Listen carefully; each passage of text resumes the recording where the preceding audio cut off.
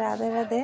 দেখুন বৃন্দাবন দর্শন, বৃন্দা দেবী দর্শন কিরকম লাগছে দেখুন। এই যে দেখলে মনটা ভরে যায়, ভালো লাগে।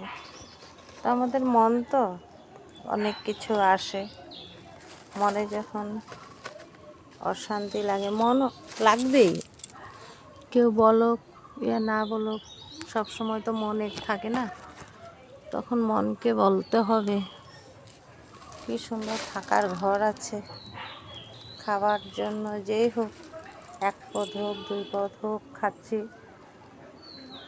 যেইটাই হোক ঠাকুরে খালি পেট সকালে উঠায়, ভর পেট ঠাকুরের শোয়ায়।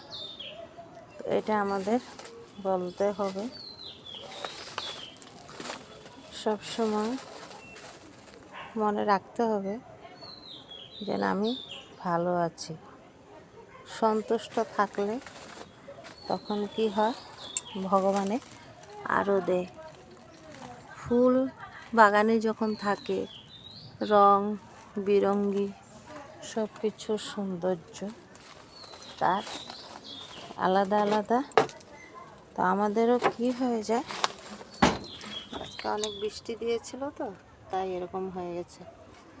আমাদেরও মন কখন ভালো থাকে, কখন অশান্তি লাগে, কখন খারাপ লাগে, তো বলা যায় না। তো আমাদের মনটা হয়েছে এই যে ফুলের মতন, তখন গাছের দেখবেন অনেক ভালো লাগবে।